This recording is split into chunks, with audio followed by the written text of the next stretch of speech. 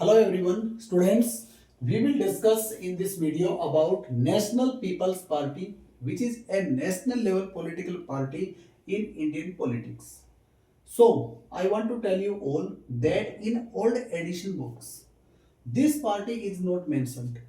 It means जो आपके पास पुरानी एडिशंस की जो बुक्स हैं उनमें कईयों में तो 7 पॉलिटिकल पार्टीज मिलेंगी जो मेंशन हो रखी है already as a national political party, राष्ट्रीय स्तर का दल। और कई बुक्स में 6 नेशनल पॉलिटिकल पार्टी मिलेगी जो इससे पहले बुक्स आती थी। Okay, so in the latest edition of NCERT books for political science for class 10th or we can say civics, there are 6 main political parties in the name of BJP, BSP, Aam Aadmi Party, and this is a Communist Party of India, Marxist, Indian National Congress, and the National People's Party. So this political party is mentioned recently in this book.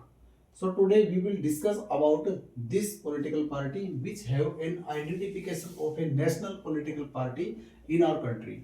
So first of all, I want to tell you all about the formation of this party. Students, इसकी स्थापना ये form हुई थी जुलाई 2013 में। Okay, it was formed in July 2013 under the leadership of P.A. Sangma. It means its founder was P.A. Sangma from north eastern India. Because अभी मैं आपको बताने वाला हूं कि this is the first political party from north east India to have attend the status of a national party.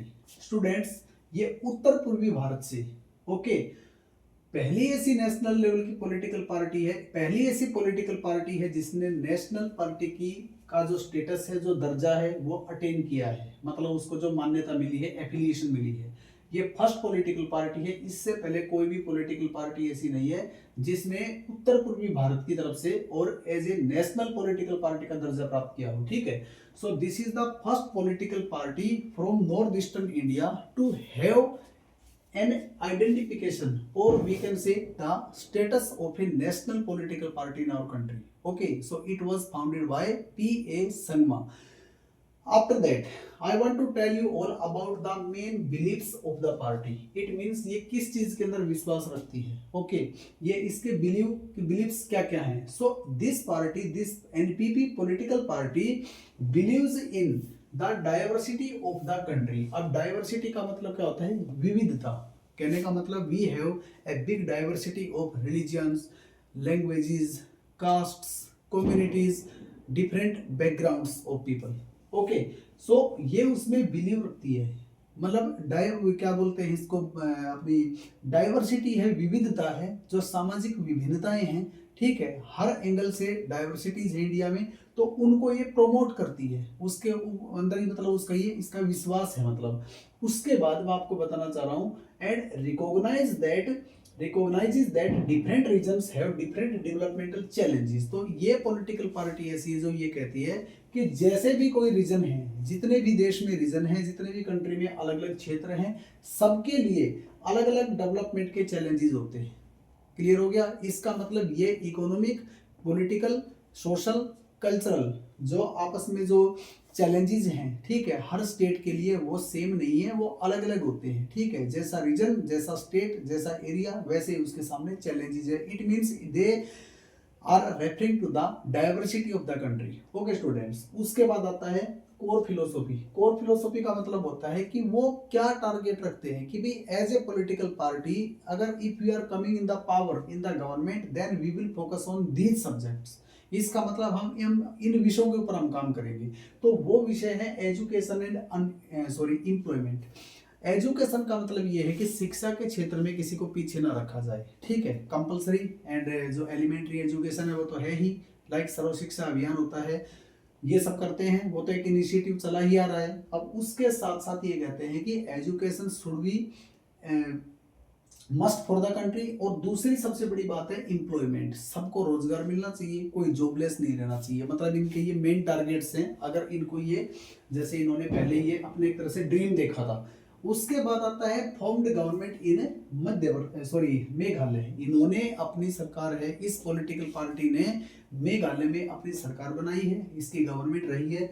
और उसके साथ साथ जो 2019 में लोकसभा के इलेक्शन हुए थे, जो जनरल इलेक्शन कहा जाता है, क्योंकि हर पॉलिटिकल पार्टी के लिए स्टूडेंट्स 2019 का ही जो लास्ट रिकॉर्ड है, जो सीट उन्होंने सिक्योर की, वोट से सिक्योर की, उसका डाटा शो किया हुआ है इन 6 पॉलिटिकल पार्टीज के लिए।